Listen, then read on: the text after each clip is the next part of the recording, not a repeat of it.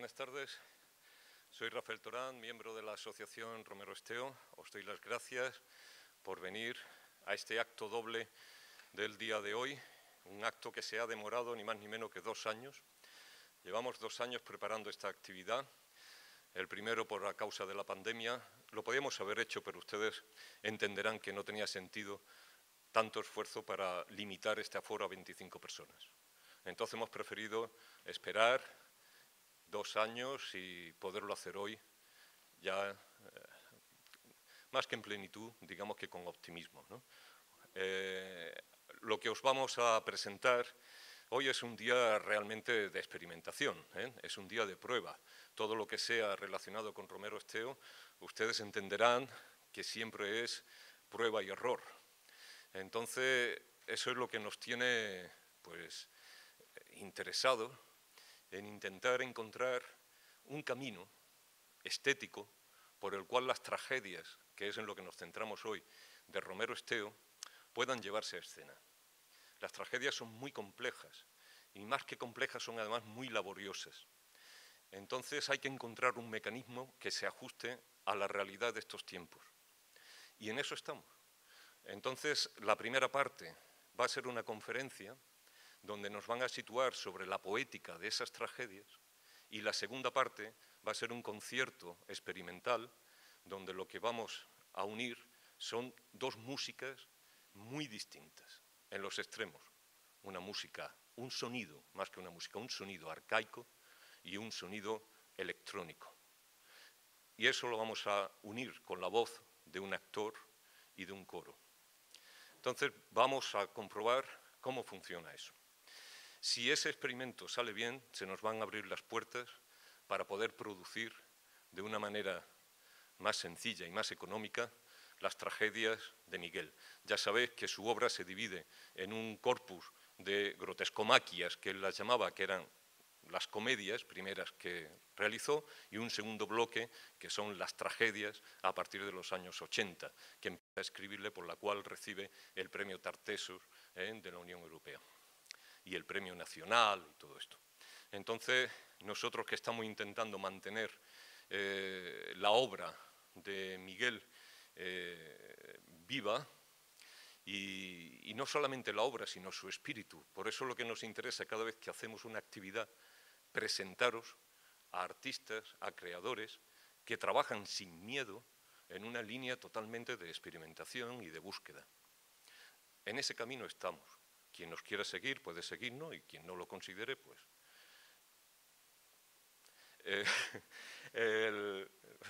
no quiero ser más explícito, pero...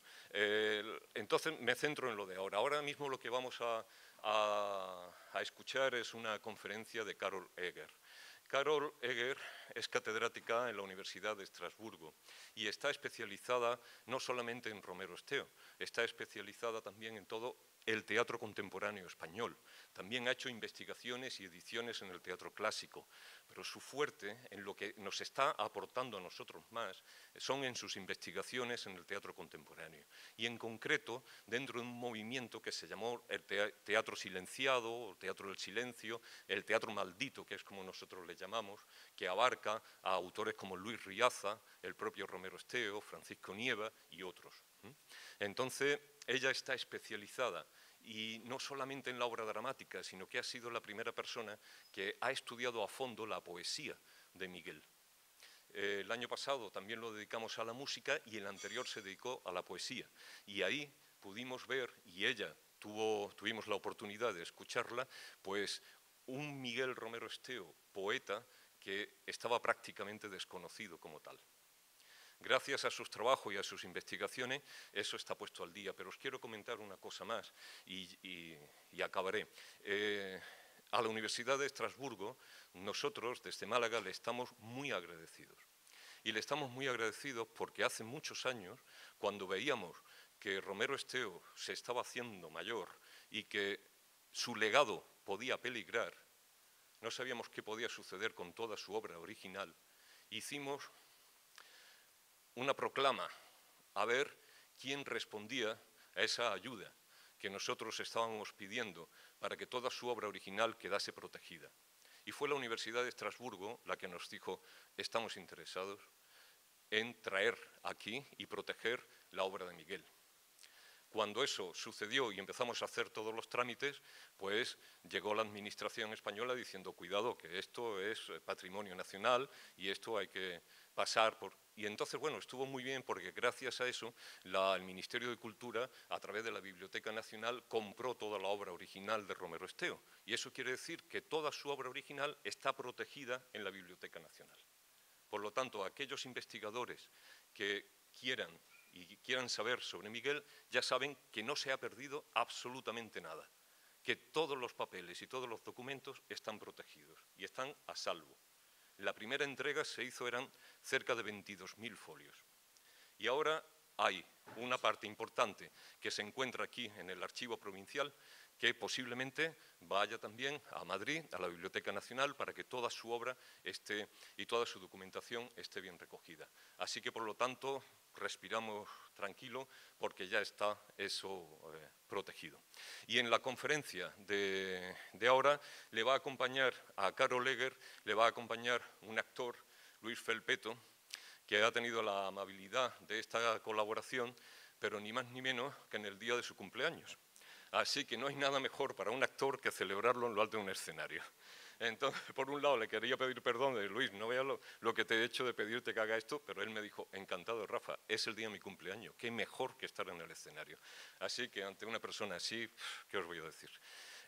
Luis Felpeto es un actor que se formó en Málaga, estuvo en Madrid trabajando para distintas compañías. A mí me maravillaba que era capaz de retener de memoria los textos de 4 o 5 personajes en 4 o 5 montajes de 3 compañías distintas, que no sé cómo lo hacía, pero lo hacía. Y me asombró aquello. Y después se fue a El Salvador. En El Salvador ha estado 7 años trabajando en proyectos de compromiso social muy fuertes y, de hecho, pudimos ver aquí en España varios trabajos que ha hecho con mujeres de compromiso social y tienen un proyecto de cine comunitario que ya han empezado a trabajar por la provincia de Málaga y realmente interesante. Así pues, tenemos a Carol Leger, que le pido que pase al escenario para empezar su conferencia, y a Luis Felpeto, que en determinados momentos va a intervenir. Yo os dejo ya y espero que os interese lo que vamos a escuchar. Muchas gracias.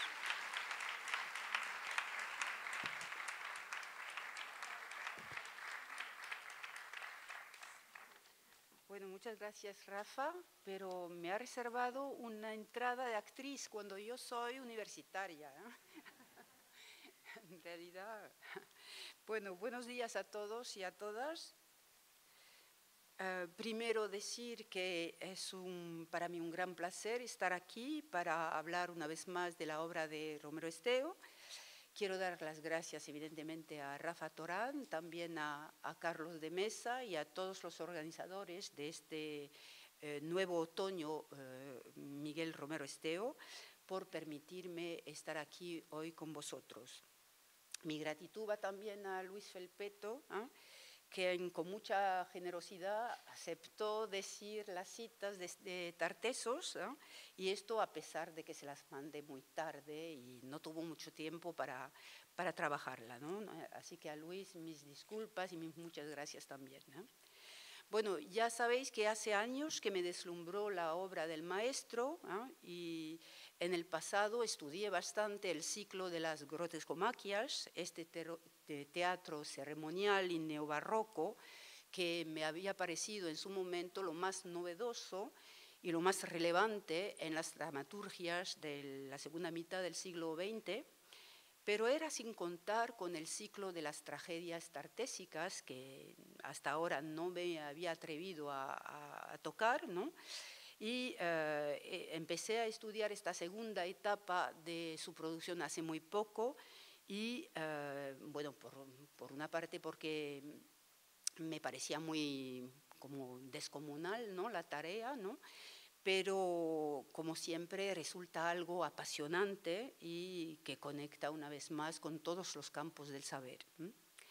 Bueno, entonces hoy os voy a hablar de Tartessos, la primera de las tragedias, que como sabéis está sacada de una larga investigación etnográfica a propósito de la antigua civilización tartésica, que habría conocido su apogeo entre 1200 y 900 a.C.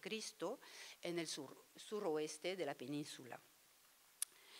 Bueno, ya dije a propósito de las grotescomaquias lo que de esencial parece tener ese teatro. Hablé de su carácter vital, indispensable, de su relación al principio de todo, a la risa y el llanto, al terror y a la piedad, como diría Aristóteles.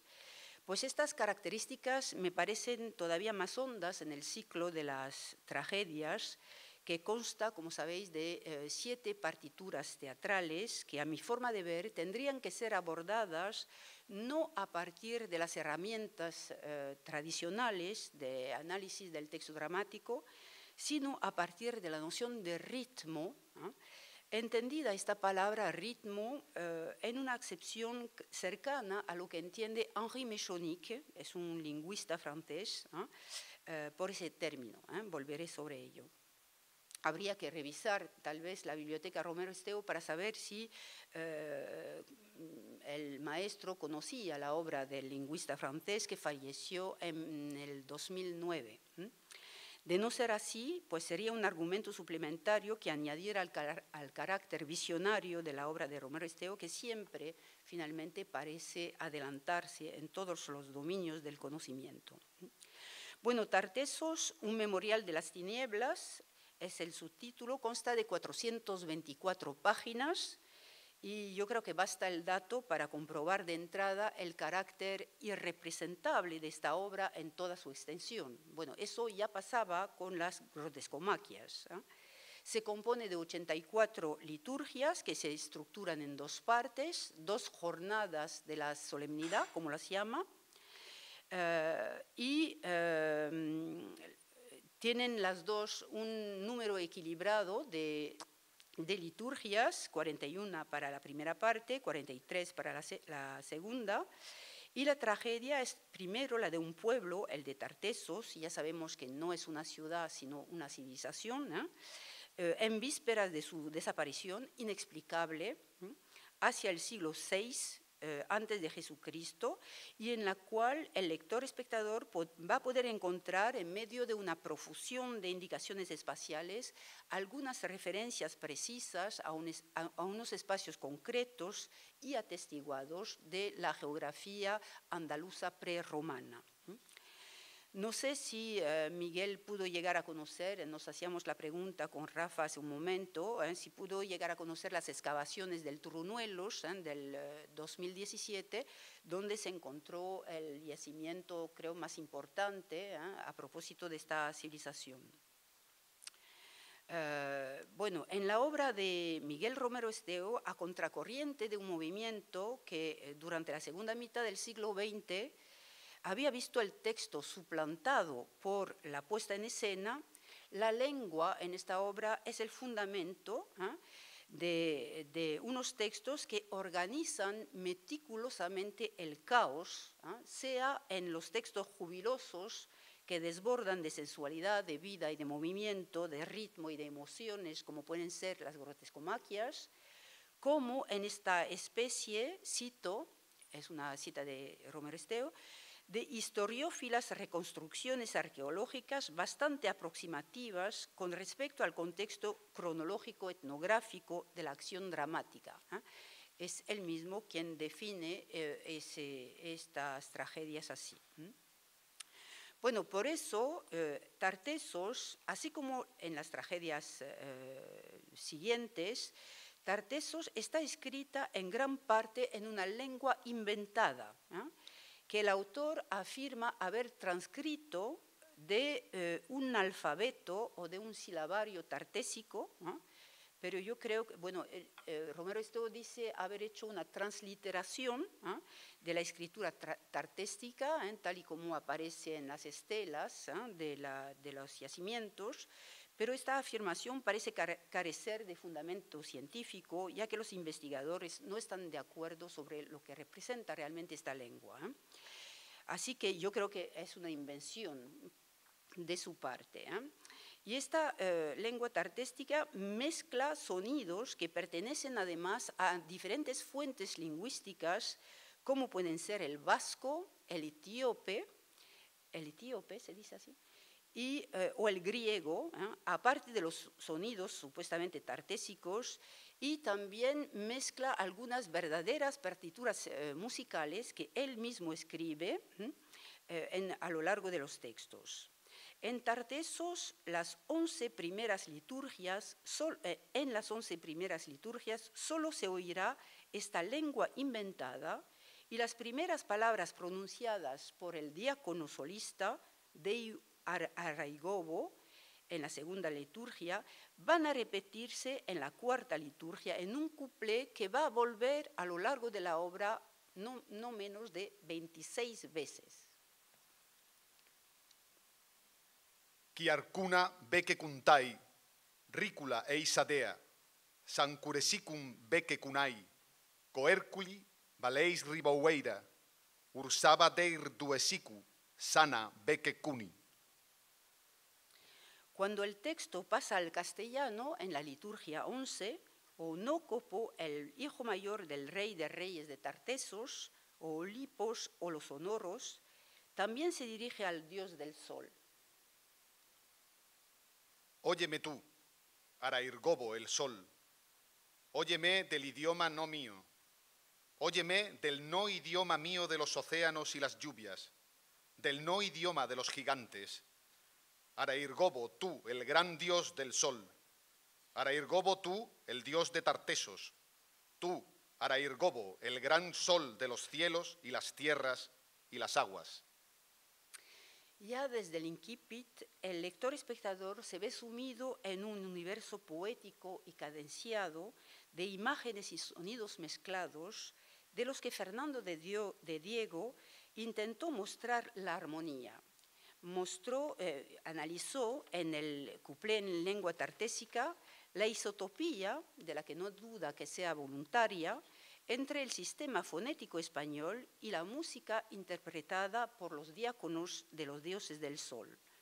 Muestra así que a la oposición entre los fonemas sonoros y las nasales y el fonema sordo K, contenidos en el canto litúrgico, corresponde la oposición entre los sonidos graves de las percusiones y instrumentos de viento y los sonidos agudos de, por ejemplo, la campanilla, los cascabeles y el almirez de bronce que se utilizaba en la época como instrumento de música. A estos contrastes manifiestos en la pronunciación del cuplé habría que añadir la repetición de numerosos diptongos, hay unas 10 diptongos en el solo cuplé, en lengua tartésica, y también habría que añadir la frecuencia totalmente inusitada de las esdrújulas, rícula, coérculi, óyeme, óyeme, que afectan de manera singular la prosodia del fragmento. Fernando de Diego observa la misma isotopía entre los fonemas N, B, G y la música del bongo en los fragmentos en lengua etíope, los cuales van a volver 13 veces en la liturgia 6 de la segunda parte. Una didascalie abre el fragmento que dice: sube ya muy espeso el remoto rezongo de los tambores del bongo llamando a los dioses de la lluvia, mientras el criado etíope, Bunsumuru, canturea. Eye soninga banga, eye soninga bo, eye soninga banga, eye soninga bo. Pero la impresión de cadencia armoniosa procede, a mi forma de ver, en lo que acabamos de oír, ¿no? Procede de una forma antigua de poesía escandiada a través del ritmo yámbico. El ritmo yámbico es un ritmo que hace alternar una átona, una tónica, una átona, una tónica, o una corta, una larga, una corta, soninga, banga. es una forma antigua en la poesía griega que parece vinculada a los cultos religiosos del nacimiento y de la muerte. En esta poesía el pie no corresponde exactamente a la sílaba, pero es más bien una unidad rítmica como el tempo en música.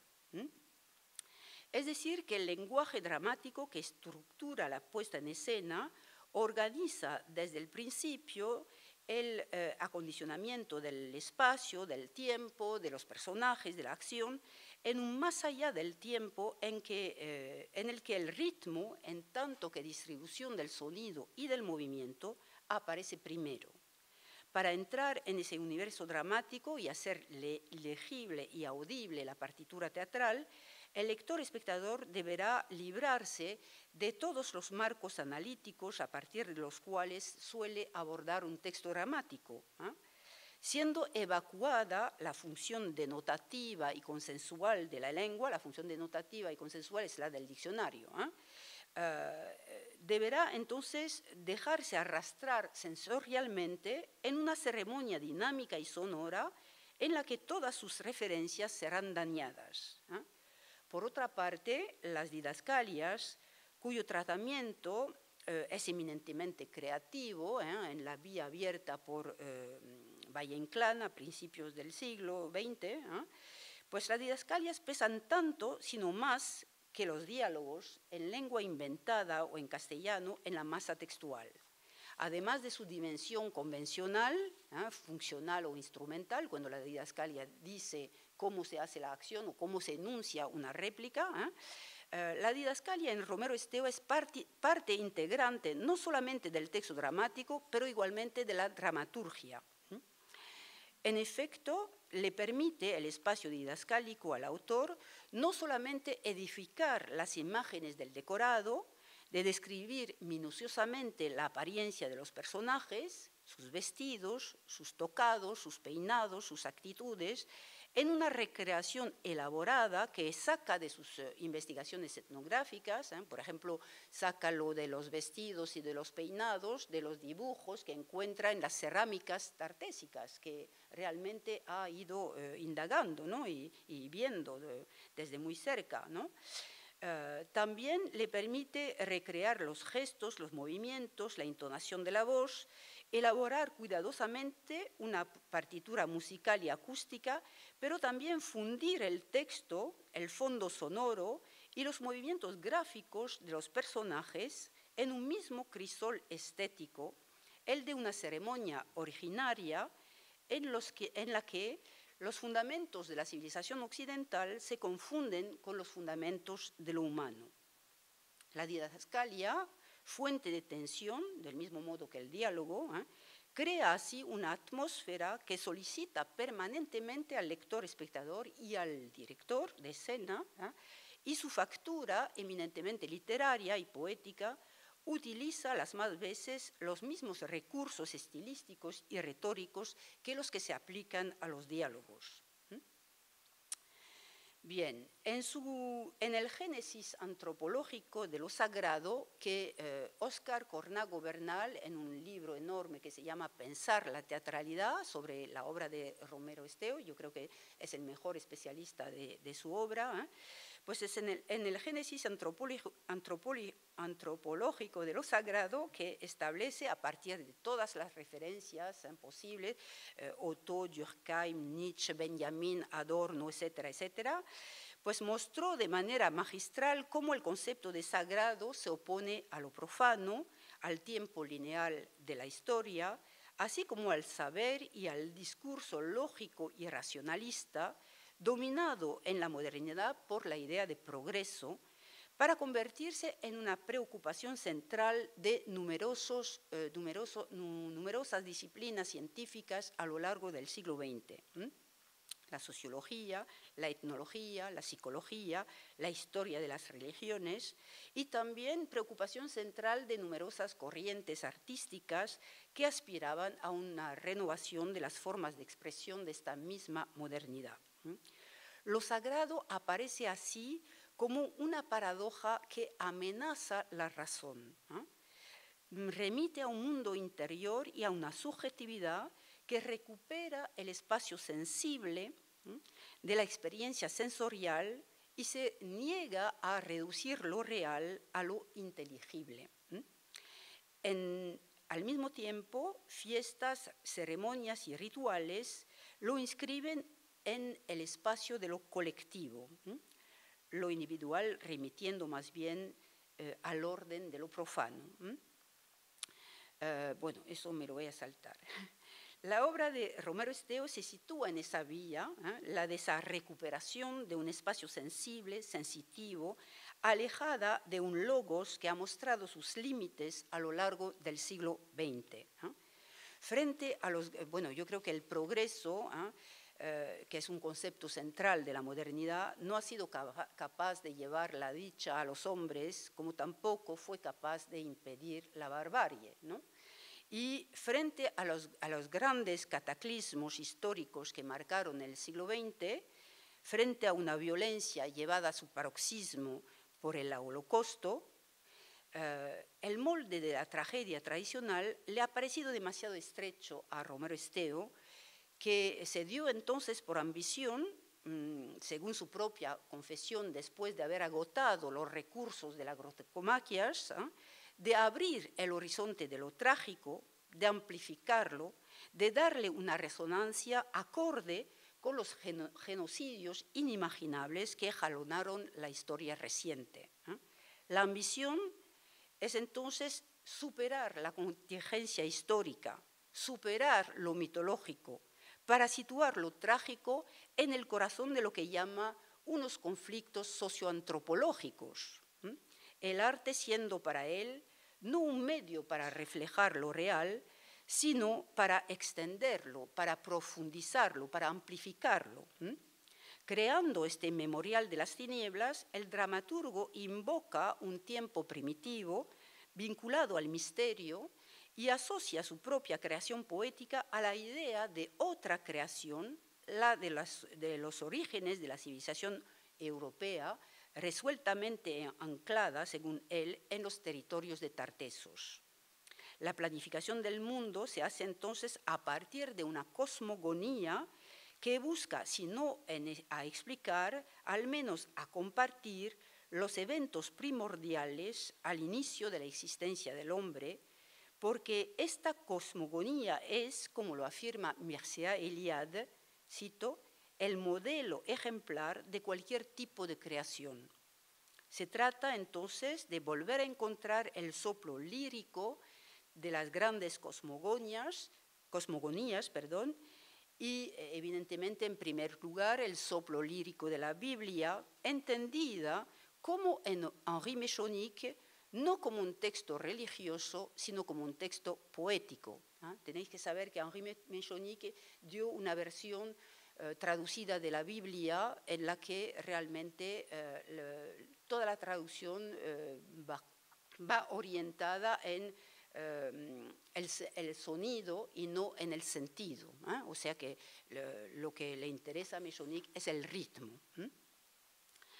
Tartessos se presenta así como una invitación a compartir una experiencia colectiva, sensorial, carnal y sonora, que reanuda con el sentimiento de lo desconocido, con la intuición que puede tener cualquiera de nosotros, cualquier individuo, de las características de lo sagrado y que el teólogo alemán Otto llama lo luminoso. Lo luminoso es la manera como cada uno de nosotros presiente finalmente el misterio de los orígenes y la existencia de lo sagrado, ¿no?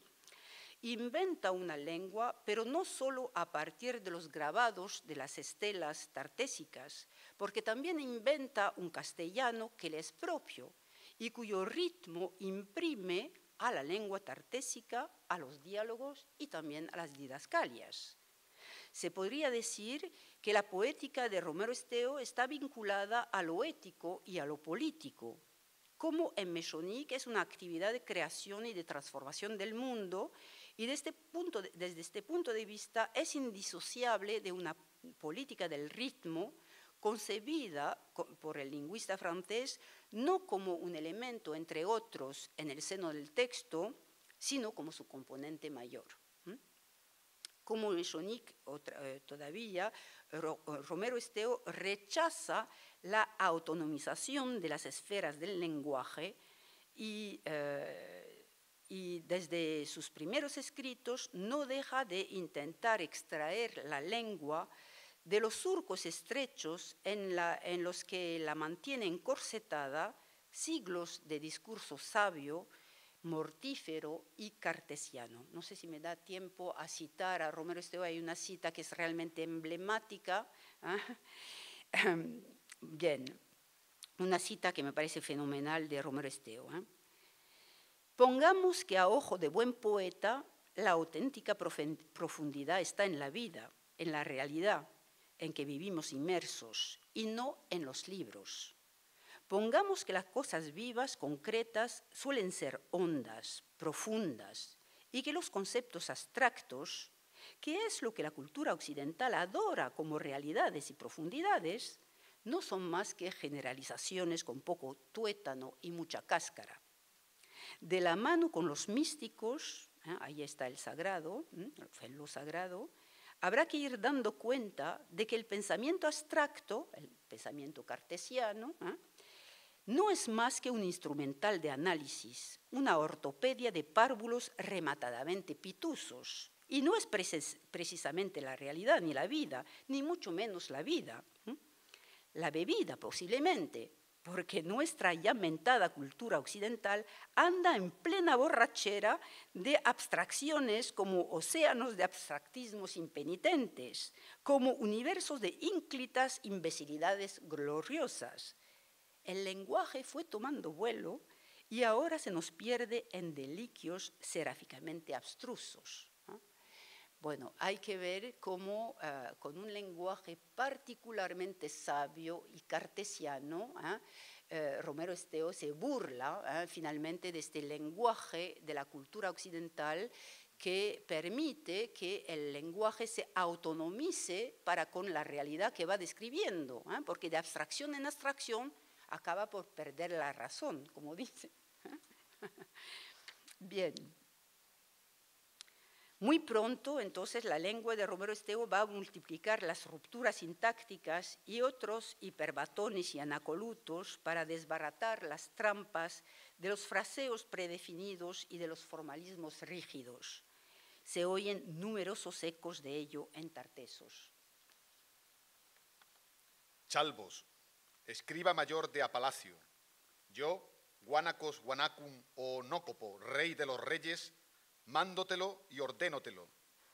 Reúne de a todos los escribas y con punzón de oro en láminas de oro, ya otra vez escriban el mensaje a todas las tribus de Hispanaímin, la tierra península. Un solo ejemplo de didascalia permite tomar la medida de la resistencia que presenta la lengua de Romero Esteo a las normas lingüísticas. Pues como lo dice el propio Romero Esteo en este libro de Tartessos, resistir es vivir, un propósito que nos recuerda al hombre rebelde de Albert Camus. De al fondo, por mitad del gran ámbito basilical, por mitad de allí, temblorosas las pálidas campanillas de cristal y plata en la vara litúrgica de Iluquinó, llega de solemne y ceremonial lentamente Onócopo, a los hombros y ancho por mitad del suelo al arrastre, el airoso manteo militar de las muchas escamas y amplio el vuelo. Por delante, a mitad de extendidos los brazos, trae de mucha la solemnidad la gran túnica de los dioses y la gran gala, la gran túnica de mucho el ceremonial, blanca de leve su frágil tejido de la transparencia y la nieve, recamado de los oros con el gran sol de los dioses y los tesoros allí bordado de hilillo de oro al centro de la delantera. Con la cabeza erguida, Onócopo viene abismado de mucho el ritual. Lo que me llama la atención en este fragmento es que la desviación con respecto a la norma no solo no impide la visualización de la escena, pero casi facilitaría la integración en la imagen de la dimensión acústica y cromática de la solemnidad de la gestualidad y del énfasis imprimido al ritmo en el recinto sagrado, ¿no? En esta búsqueda romántica de los orígenes que es Tartessos, los ritmos que como las artes se conjugan en plural, que como las artes se conjugan en plural, son primero las de la naturaleza, la de los ciclos, de los periodos y de las frecuencias, los de los océanos y de los vientos de la noche, en unos paisajes naturales, estos territorios málacos que dan su título a una gruesa recopilación de relatos. El interés del autor, dice Óscar Cornago, por las culturas arcaicas, en estrecha connivencia con el medio natural que les rodea, elevado a una condición sagrada, imprime una honda huella en su estética.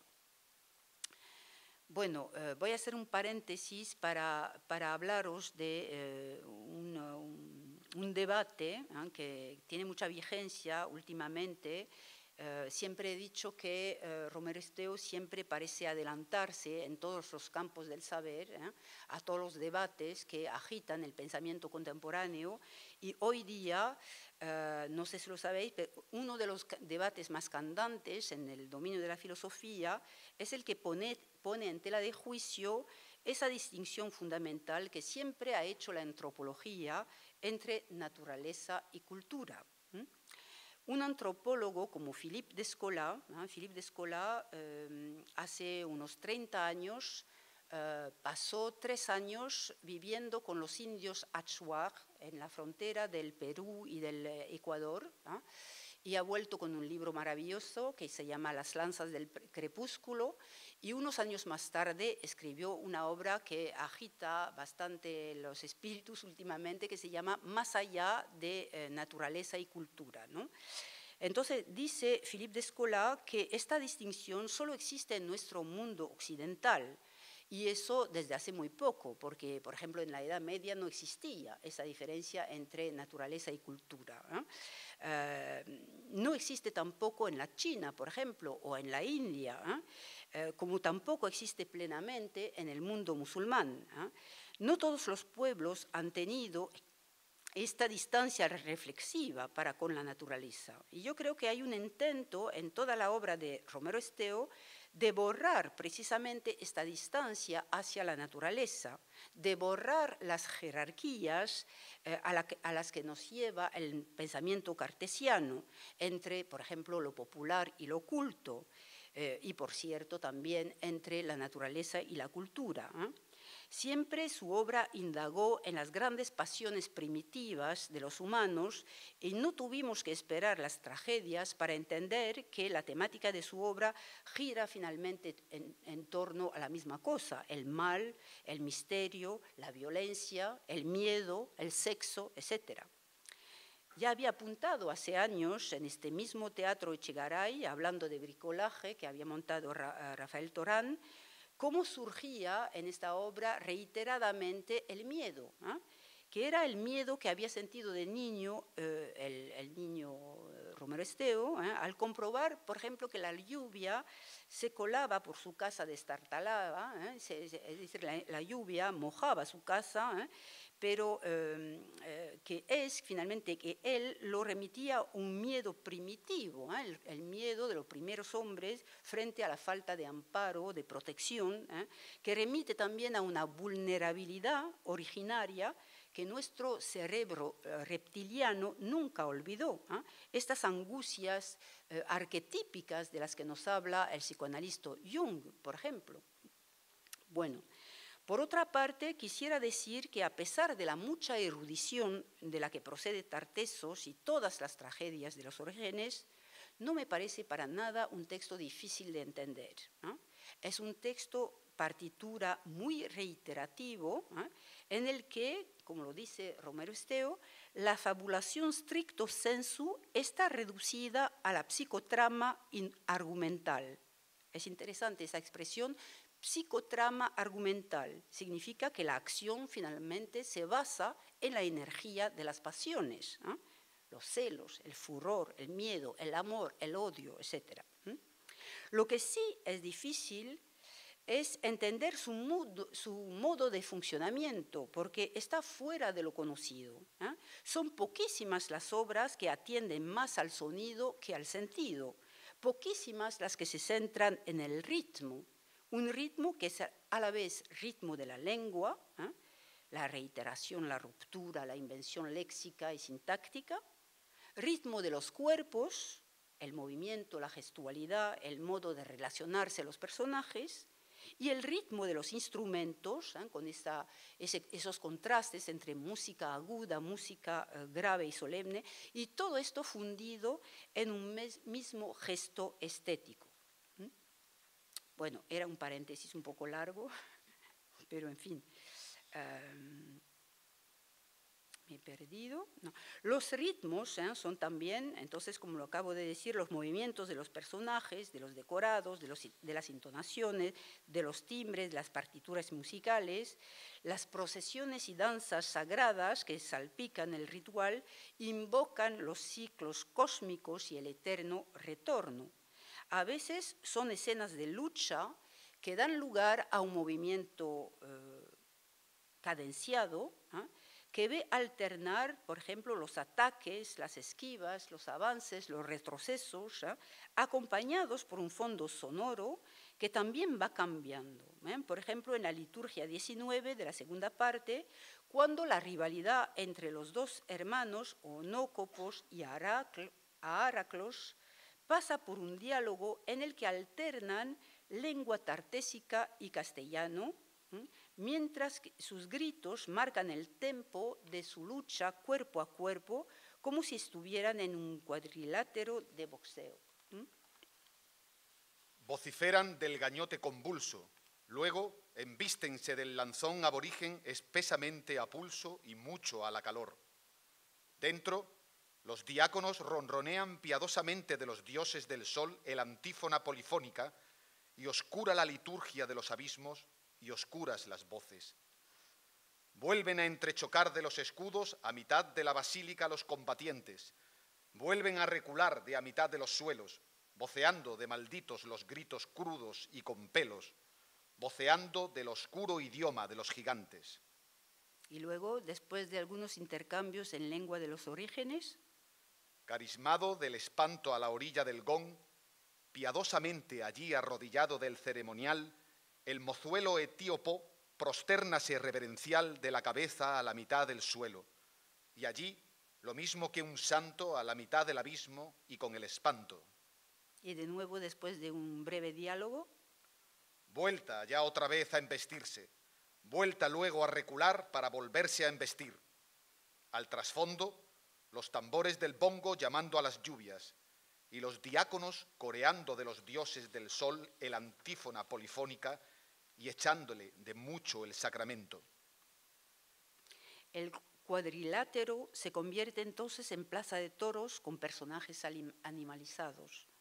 Vuelta a embestirse como toros, vuelta de ya otra vez a chocar de los escudos, tambaléase Onócopo de mala manera con saña fiera.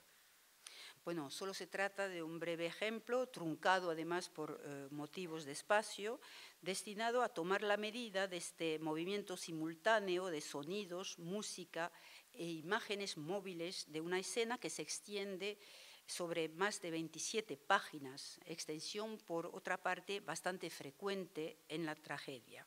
El texto es aquí sobre todo cadencia y ritmo de la lucha. En toda la obra de Romero Esteo el ritmo procede también del uso de la repetición, ya lo hemos visto con el cuplé inicial que volvía 26 veces, la repetición es masiva, obsesiva. Hay sin duda una voluntad de corroer el sentido, de depurar las palabras de su significado convencional, de cincelar, de tallar la lengua entre significante y significado, de trabajar en esta quiebra originaria entre la palabra y la cosa. La repetición está por doquier, como en las letanías, por ejemplo, que hacen un uso desmesurado de la anáfora siendo una repetición a principios del verso. Oolipos, Olozoronos, gran rey de reyes de los reinos de las Tartesias, rey de reyes de la Baitiquía y gran Salam Baitis el gran Salam, rey de los reyes de la Oónova y la Osónova, rey de los reyes en los territorios de al otro lado del Salam Anás, protector de los Ilusitanos y Beroac de Olisipo, protector de los Kemsois el Tarruac de al este y al oeste, rey de reyes de las minas de la metal plata, rey de reyes de las minas de la metal oro, rey de reyes de los bosques y las cordilleras de los bosques, gran rey Oólipos, el gran rey de reyes en Tartesos. Bueno, luego sigue unos párrafos que estudian los distintos modos de la repetición a nivel retórico, pero me lo voy a saltar porque nos queda muy poco tiempo, ¿no? Bueno, me salto todo esto. Entonces, consciente del poder antitiránico inherente a la lengua, la escritura, no sé cómo llamarla, disidente, divergente, discrepante, no sé, reacia a cualquier tipo de norma de Romero Esteo, opta por una concepción holística del ritmo, totalizadora, significa, el cual, como en Méchonique, no se puede disociar de la significación del discurso. Crea además un espacio de intersubjetividad y de connivencia con su público, hecho posible por la parte creciente concedida a un receptor cada vez más emancipado. Esto es una referencia a Jacques Rancière, que escribió una obra que se llama Le spectateur émancipé, el espectador emancipado. Al final de Tartessos, tal y como lo había anunciado, bueno, voy a concluir aquí, pero quisiera dar unos ejemplos de cómo funciona esta palabra dramática sin equivalente en la historia del teatro occidental, y por eso voy a dejar la palabra a Luis más en este final, ¿no? Al final de Tartessos, entonces, tal y como lo había anunciado a Heraclos, Onócopo fallece cumpliéndose la profecía trágica y su hermano enuncia entonces una plegaria que arremete en contra de todos los pueblos de la Báitica que no acudieron en su ayuda. Oh hermano mío, Onócopo, hermano mío, ¿qué te han hecho? ¿Qué te hemos hecho aquí de las alimañas? Hemos te acometido de las babas y la soledad. Hemos te dejado solo a mitad de las bestias y los dioses, a mitad de la luna de los asesinos. Hemos te arrojado a la luna de las tinieblas y la sangre, a mitad del sacramento de los cuchillos, a mitad de la gran rueda de los cuchillos y el horror. Los guánacos de la Baitiquía te abandonaron, malditos los guánacos de la Baitiquía. No acudieron a tu convocatoria de la tierra península contra los enemigos de la tierra península. No acudieron de la tierra península ninguna de las tribus, ninguno de los pueblos y naciones, ni los arébacos, ni los cuoni, ni los kemsoi, ni los calaicoi, ni los dourios, ni los salturrac y beroac, ni los masaguas, ni los cántabros, ni los murainos, ni los asturios, ni los huásconos, ni los nafarroac, ni los pirenaicoi de la Ilerda y la Garunda, ni de Tarraco y Sacunto los iberoac, ni de Gran Salán el Ayos, el Gran Salán de los iberoac. También recordamos que no es lo religioso lo que interesa a Romero Esteo en las liturgias, sino lo sagrado, y también arremete contra los diáconos venerables. Hipócritas de los dioses del sol, víboras de los dioses de las tinieblas, lo habéis asesinado de la envidia. Lo envidiabais de gigante, lo envidiabais de gran hijo, de gran sol, Arairgobo, el sol. En este final apoteósico también se eleva la voz del archidiácono Urumburu. Yo defiendo a Tartesos la isla, Tartesos la ciudad. Las defiendo de la estirpe de los degenerados. Y resuena la respuesta de Heraclos. No, tú ahógaslas de las tinieblas y de la sangre. Tú las conculcas de la muerte, tú apestas de la muerte. Todos vosotros apestáis de la religión, apestáis de la muerte. Por fin los diáconos de los dioses del sol agarran a Heraclos, el cual en medio de un relámpago, dice la didascalia, atruena entonces solemnemente el gran trueno y mucho el bozarrón, y lanza su grito final hacia la libertad. Contra el negro sol de la muerte, algún día los pueblos todos de la tierra insurgirán, y elevarán de a mitad de los vientos los árboles de la vida, los árboles de la libertad.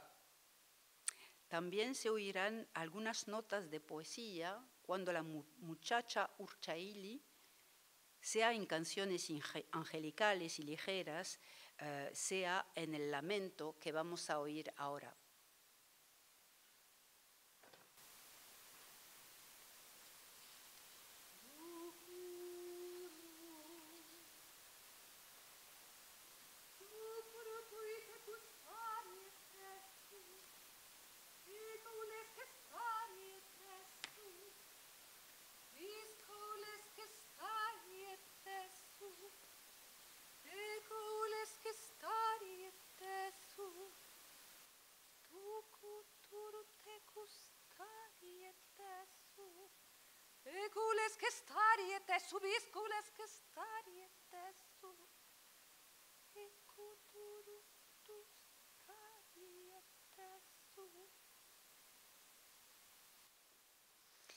En la liturgia 38 volverá el famoso cuplé en lengua tartésica, el mismo que, reducido a los 2 primeros versos, en la última liturgia cerrará la obra.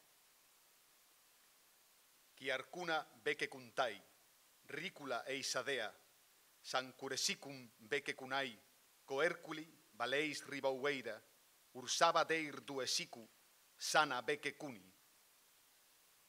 Pequeña conclusión definitiva, la obra de Romero Esteo participa así plenamente de las preocupaciones de las artes de los siglos XX y XXI en busca de una renovación de sus modos de expresión, contemporáneo de un Peter Brook o de un Claude Régis, que como él se interesaron por los textos fundadores y por la materialidad del lenguaje. Romero Esteo pone en escena la oralidad, y haciéndolo invita a su público a compartir colectivamente en el aquí y el ahora de la representación imaginaria o real, una experiencia casi carnal en la que se trata de respirar el texto, de llevar en sí sus cadencias, sus sonoridades, su prosodia, sus connotaciones, su poder de irradiación, de volver a encontrar a través de una lengua originaria una suerte de esencia performativa de la lengua, de la palabra, que corresponda al ritmo y permita comprobar, como lo dice Mechonique, que hay entre el vivir y el decir una intimidad que hace la especificidad de lo humano. Muchas gracias.